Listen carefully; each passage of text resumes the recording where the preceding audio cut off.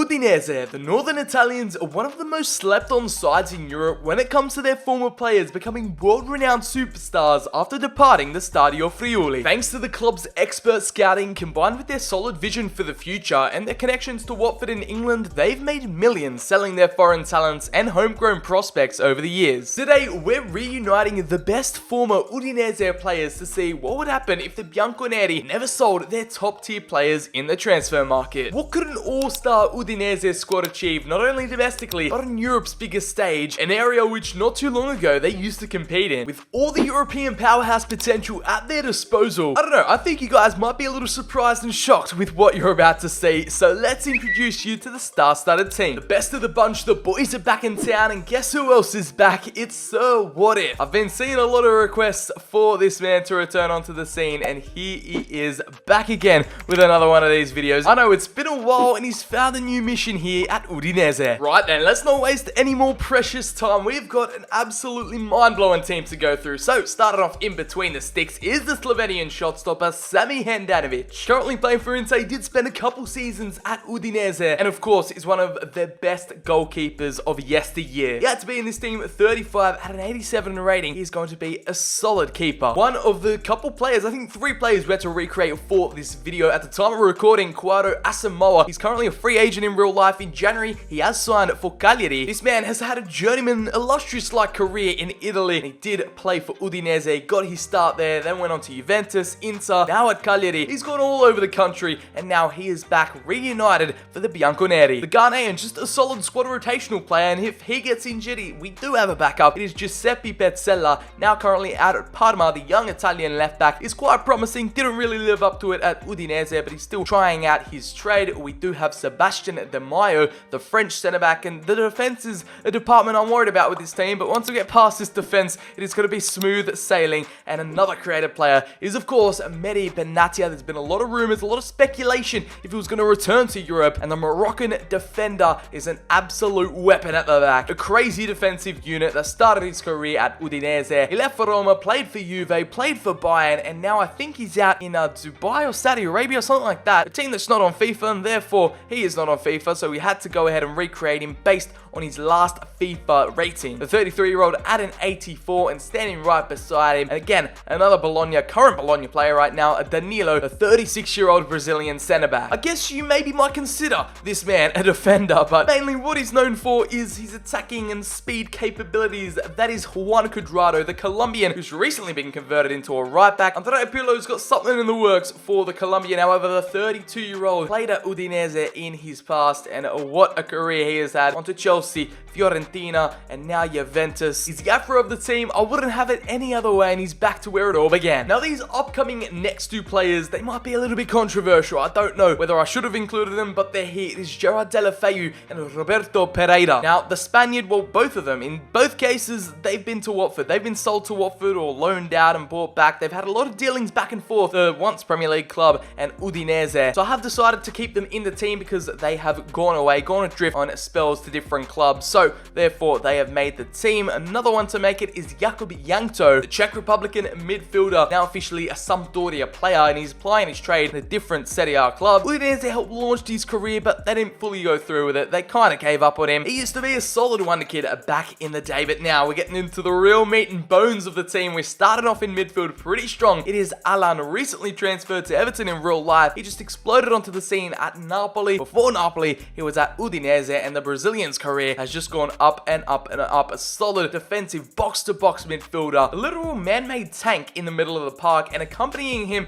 on the other side of the midfield is Piotr Zielinski, another ex-Udinese player at Napoli right now. It just seems like Napoli have been scouting all their best players from Udine. Yes, the Pole used to play for the Friulani. He's been as consistent as ever for Napoli, and he's having a stunning season so far in Serie A. So the 26-year-old, it's going to be a solid addition to the midfield, and I decided to keep Rodrigo De Paul in here. I know there was rumours that Liverpool wanted him in the summer. He was going to go in January, but I do think that De Paul is next out the door. He's going to be the next big sale for Udinese in the upcoming months or the end of the season. The Argentine international has been wanted. It isn't a well-kept secret that De Paul has been wanted by many of European top dogs. I wonder how much he's going to go for, man. He's probably 30 million plus, 30, 40 million. He's Udinese's marquee, man. He's been so for the last couple of seasons, and he's the difference between them staying alive in Serie A. Continuing on to the midfield now, this has been the most recent sale from Udinese. This one kind of caught me off guard. It happened in January, and it's Rolando Mandragora. I didn't see this one coming. The young Italian midfielder basically started every single game for the Bianconeri, and they offloaded him to Torino on a permanent deal. No loan, no nothing. He has departed the club after many, many years. He's got a great long shot on him. He's a superb career mode player, and I just hope his career prospers after this move away from the club. Another player, I think he's out on loan this season in Liga 1. It's Seko Fofana, the Ivorian midfielder who was an ex-Man City player as well. We move on down to the Manchester United baller, Bruno Fernandes. The Portuguese Magnifico lighting up the Premier League, and it's just turned Manchester United around. If it wasn't for this man, who knows where the Red Devils would be right now. As a 25-year-old Portuguese maestro, he's entering his prime. Now at an 88 rating, he started off his career in Italy with Novara, played a few seasons for Udinese, and they offloaded him to Portugal. They just kind of gave up on him as well, and look where he is now. Just imagine if they kept hold of Bruno, what could have happened and what the possibilities were for him in Serie A. It's safe to say that the Udinese midfield is set for years to come after that illustrious list, and we've still got the attackers to go. It is Marco Davide Faraoni. Udinese sold him maybe 1 or 2 years ago, and he's currently playing for Hellas Verona in Serie A. Right up next, transitioning over to the attack, we have the next big name player. It is ALexis Sanchez. Say what you want about him, as his last few years after he left Arsenal were a bit up and down. He hasn't really regained that form he once had in North London, but you can't deny ALexis Sanchez being at Udinese before he made the move to Barcelona, before he transferred over to Arsenal as well. Udinese definitely have a knack of just finding the next big foreign talent, and we continue that trend here with the strikers. It is Luis Muriel. We all remember that, I think it was FIFA 12, FIFA 13 card, the paciest silver card on Ultimate Team you will ever see, but he's an absolute gun in real life as well. The Colombian's been all over, a journeyman of the sorts, and still at 29, banging in goals left, right, and center for Atalanta nowadays as Kevin Lasagna. What a name. It turns out that one of my favorite foods is also a player. Recently in January, he left just like Mandragora, so I don't really know what Udinese are doing, selling some of their best players. He's a reliable left-footed striker and has played for Carpi in Serie A, stayed at Udinese for a number of years now, has finally switched and left the club. Before we cover our last striker, we have the two Colombians up top. They're both now at Atalanta. It is Duvan Zapata, who again has been a Serie A journeyman, playing for Sampdoria, Napoli, Udinese in his early days as well, and his career just exploded ever since he joined Atalanta. We never could have expected this, but again, a powerhouse, an absolute force of nature up top, and is just unstoppable at times. Now, I couldn't make this video without creating the one and only Antonio Di Natale, Babbo Natale. Now, yes, I know, before you start going at me in the comments, I know they never sold him. He's a one-club man. Di Natale is the biggest legend in Udinese football history, and the number 10 is going to retain that role. We've created him. He's still 42. He's actually retiring at the end of this season, so let's cross our fingers and hope we can keep him for that bit longer. But I've based his stats and all of his overalls and attributes off his last FIFA card, which I think was about FIFA 16 or FIFA 15. I'm not quite sure, but he did retire quite a long time ago. I've literally just copy and pasted all these stats in from FIFA 16, just like all the other creative players like Benatia and Asamoah. Literally just copy and pasted their stats from the last time they've been in FIFA. There is your team, the former Udinese players. Of course, there are some current Udinese players still in the roster. The main starting 11, I'll show you guys how they're lining up in their classic 3-1-4-2 formation. It is a formidable starting 11 right here. The captain is, of course, Di Natale. We're bringing him back for one last season, and we had to do the video with him. I just couldn't do it to myself. I couldn't live with myself if I didn't include him in this video. A FIFA legend, of course, with a strike force of Zapata and Di Natale. Bruno Fernandes, Allen, and Zielinski make up that midfield three. The trident, and of course on the wings is Cuadrado and ALexis Sanchez. You love to see it. It's the defense, like I stated earlier, that kind of worries me. I don't know. There's something weak, there's something frail about this defense that I'm just not quite, I can't cope with it. I do have faith in Benatia though. They can rally up the troops, and of course, with a goalkeeper like Handanovic, you can't go wrong. The bench is looking pretty fire as well, with a couple of impact subs like Muriel de Paul. It's going to be frightening when coming off the bench. Unfortunately, the likes of Faraoni, Mandragora, Petzela, and Yankto couldn't make the cut, but that is the general gist of Udinese former stars from past and present. Let's see what this group of lads can conjure up for the Northern Italians. Of course, Bruno Fernandes is the poster boy. We're going to be simulating a couple of seasons. We'll see as far as they can go. What is the peak that this team can achieve reunited? So let's get it underway here with Sorif and the Bianconeri. We're in for one hell of a ride. Guys, this was legit a solid series back in what, FIFA 19, FIFA 20. So if you want to see more of these what if videos, let me know down in the comments below who should be next and why as we continue simulating. Make sure to drop it a like like, hit subscribe and turn on those notifications if you're loving the new content back on the channel. Let's fast forward to the end of Season 1. Where do we even begin? First of all, Season 1 is done and dusted, and that's the least of our worries right now, because on top of the table, Torino have taken the title. Juventus has been dethroned by their crosstown or their city rivals. And looking further beyond that, the gap between 6th and 1st is 4 points. So teams 1 through 6 could have had a fair shot of winning the title on pretty much the last couple of days of the season. Udinese and the best players of their past, they finishing for the Champions League spot. They conjured up 74 points, but well and truly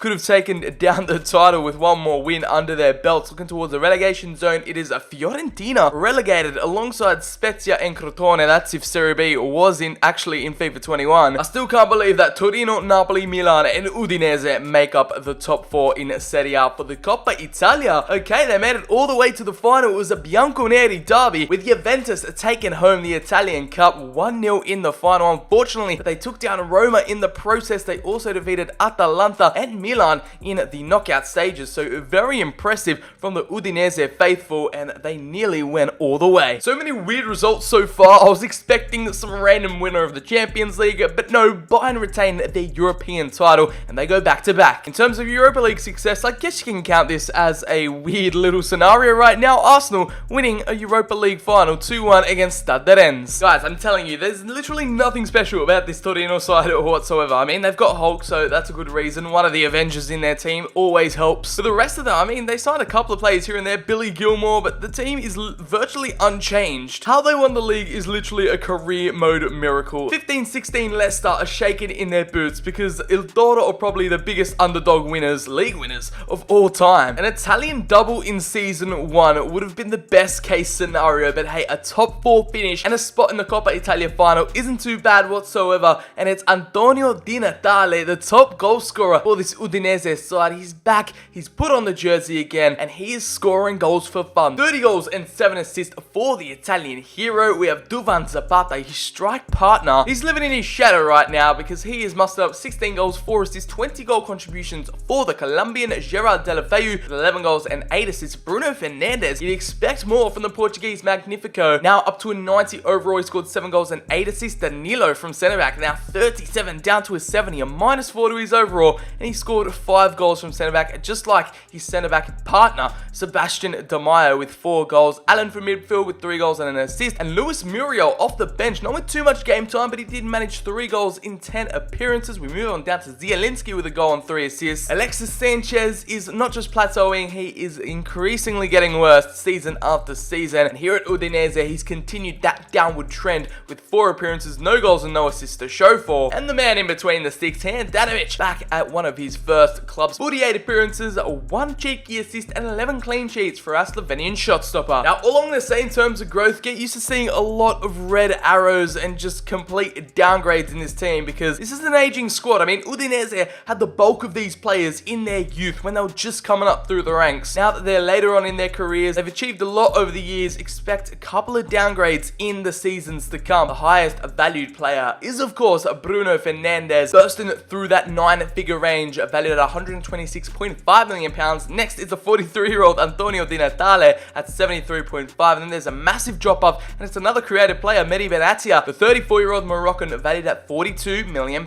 Knowing that this season was 1 win away from actually winning the league is frightening. That could have been just a Leicester City story out of nowhere, and this Udinese side was so close. So I don't know if they can rely on another season where the top dogs don't perform, but in Season 2, they should well and truly be up there. Of course, with Champions League football in their strides, anything is possible. With their players not getting any younger, a weakening defense, more competitions to battle for in Season 2, it is going to be a true test of their limits. How far can this team go? Udinese's old boys, they're taking on a whole new campaign next time out. Now, if you thought we were going to have another unlikely Liga winner just like Season 1, you thought wrong, because Juventus has reclaimed their throne on top of the Italian football pyramid, and they have gone out to be champions like no other. 17 points ahead of second place Milan, Lazio in third, and Udinese back-to-back seasons finish in fourth. Another Champions League qualification, Cagliari up in fifth, but yet they've just remained as consistent as ever. 20 wins, 12 draws, and 6 losses isn't too bad whatsoever. If we look towards the relegation relegation zone. It is Crotone, Benevento, and Bologna finishing in the bottom 3. We have the ex-champions Torino, couldn't defend their crown, have dropped from 1st to 9th. In terms of the Coppa Italia, it was another David vs Goliath situation. Milan taking down Bologna 3-0, but where did the Udinese boys get knocked down? The Bianconeri lost heartbreakingly on penalties 5-4 to Napoli, which saw them knocked out and therefore unable to reach the final like last year. Now here was the Champions League group, and it looked relatively alright. I mean, Bayern Munich was always going to be a tough hurdle, but Rennes and Celtic, they get knocked out, and it's Udinese to finish on top. I can't even believe what I'm seeing right now. Bayern, back-to-back European champions, couldn't finish on top of Group H in the round of 16. It was the Friuli to face the French outfit Olympique Lyon and beat them 4-2 on aggregate in the quarterfinals. They faced Bayern again, and they were definitely not going to hold up this time in the quarters. Knocked out 3-2 on aggregate. They came oh so close, but unfortunately knocked out the Champions League. But hey, they went pretty far, and Bayern ended up losing in the final 2-1 to Real Madrid. Not too bad for an aging team, a defense that is pretty brittle. It got so bad at the back that I had to convert Kouado Asamoah from a left back to a centre back. The Ghanaian now switching his roles in the defensive department, so he'll be joining Benatia at the back, but now they're in their 70s, so the defensive department is going to be living on struggle street come season 3. Now, who were the MVPs of season 2? And it's none other than club legend Antonio Di Natale with 21 goals and 10 assists.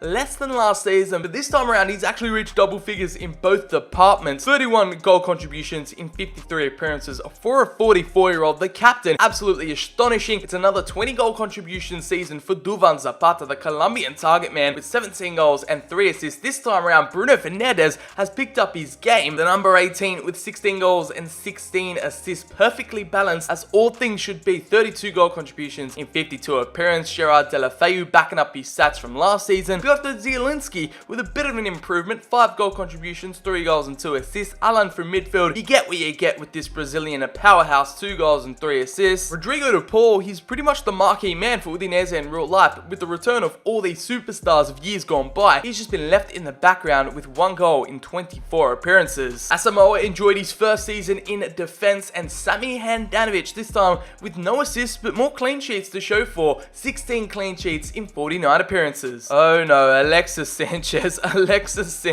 where did it all go wrong? The Chilean now down another -4, so that is -8 in 2 seasons, 6 appearances and 1 assist. His career just gone down the drain fast. As much as our successful players are growing and of course improving season after season, we do have those downgrades that are a bit worrying come season 3. Could all just go wrong. Cuadrado's down in the 70s, Sanchez has declined massively, Benatia has had that -3 hit, so there are key downgrades in certain areas that have me, in the hot seat right now. We don't know what the future of this former Udinese team is or how long they can last like this. It's a pressure cooker situation here with an aging squad. Look at all those 30-year-olds, and you know what that means in Carimo. They're just going to decline at a rapid rate, and the most valuable player, of course, is Bruno Fernandes, still standing strong at £126 million on the dot. Antonio Di Natale still up there at 73, and then there is a massive gap between Di Natale and Zapata. This is how the starting 11 is headed into season 3 with Champions League football, multiple competitions. Can the Bianconeri hold on to that prestigious status for at least one more campaign? We'll find out here in the north of Italy. So What If is going to try work his magic. Our season 3, possibly the last campaign that this Udinese team could show off their credentials, and unfortunately for the first time in 2 years, this has been a record low in 7th. I mean, that is still, I think, Europa League qualifiers. I'm not quite sure if that gets you European football, but they finish outside the top 4, outside the top 6, and pretty much all the big teams performing to their standards. Milan take out the Scudetto, Napoli in 2nd, and Juventus and Inter close out the top 4, but the barrier to entry was pretty much the same. They just didn't get up to that 70-point plus range, and the Bianconeri having one of the worst seasons to date, and considering they're in 7th right now, I mean, that just shows how good they've been throughout the first 2 seasons. Former champions Torino down in 10th, Atalanta and Fiorentina are in 8th and 9th, and getting relegated is Genoa, Hellas Verona and Crotone. In terms of the Coppa Italia, it was Milan versus Juventus in the final, and the Rossoneri take that one out 2-1, and Udinese getting knocked out in the quarterfinals yet again, this time to the finalist Juventus 3-1. It's a Coppa Italia final replay of a couple of years ago, and it's another Bianconeri derby where they just completely falter. The Champions League saw them drawn into Group E, and again, it's a similar scenario with these types of groups they get drawn into. So they get Dortmund, a big team, and then Club Brugge and Galatasaray, which, respect to them, they both got knocked out, and it was only a 2-horse race for first and second, but they finished undefeated in the Champions League. All of a sudden, they've taken their European game up a notch in the round of 16 after getting 16 points in the group. Manchester United do their worst, finishing 4-1 on aggregate after the first leg was 1-1. Manchester United away from home, absolutely ruthless, knocking out Udinese in the earlier stages of the Champions League. And in the final, it was Dortmund, a team where I'm pretty sure they beat. It was a replay of 2013's final. BVB becoming European champions. Udinese actually beat Borussia Dortmund and drew to them, so undefeated against the European champions. I guess they can hold that to their name. It's an unfortunate situation that after 3 seasons, we have 0 pieces of silverware to show for it. After season 1, they could have come so close to the title, a Coppa Italia final. But I guess one thing to take away from this is that Antonio Di Natale ages like a fine wine. There is no denying this man's legendary status with 31 goals and 4 assists in 51 appearances. His 35 goal contributions for the Italian striker. Unlike last season where he got double figures in both goals and assists, this time Bruno Fernandes was able to follow that up and got 17 goals and 15 assists. The formidable figure, the poster boy, the highest valued player in the squad. We have Gerard Deulofeu again with 9 goals and 3 assists. Duvan Zapata's numbers dropping off despite him still being at an 85 overall. The Colombian stats read like this: 9 goals and 2 assists, 3 goals and 3 assists from Alan in the midfield, and this time from the Pole, Zielinski with 7 assists and 2 goals. As we move on down, you can tell the decline has hit Handanovic like a bus. The Slovenian now 38 down to a 78, and he's actually been playing no games. Musil's taken over the number 1 goalkeeping spot as we continue to scroll down and look at the whole squad report. ALexis Sanchez. Oh, I thought bringing him back to Udinese would, revive his career. Maybe he'd find a new form of hope here in the north of Italy, but that just hasn't happened, as the now 34-year-old Chilean is down to his 69 overall. Nice. -4 drop yet again, and he looks like he's on a one-way trip towards the retirement home very, very soon. Juan Musso has taken over the goalkeeping spot just like he is in real life. That has been the Udinese team, the best of recent years, let's say in the past 10 to 15 years. Their best ever players to grace the club. They've come back. What if they never actually sold them? They would have achieved so much more. Some more Champions League seasons. Unfortunately, no Scudetto to show for it or Coppa Italia, but hey, that's FIFA 21's prediction. So what if could only do so much, and in this 3-1-4-2 formation, Udinese is classic right now. After 3 seasons, this is how they're looking. Make sure to comment down below who is your former favorite Udinese player in the past. Who did I miss out on? What other teams should we do this type of experiment with next? It was a channel staple, so let me know down in the comments below. If you did go on to enjoy the video, make sure to drop it a like, subscribe if you're new around here, follow me on all my socials down in the description. Of course, as always, I've been Sir BCHD. That has been What If Udinese Never Sold Their Best Players, and I'll catch you all in the very next video.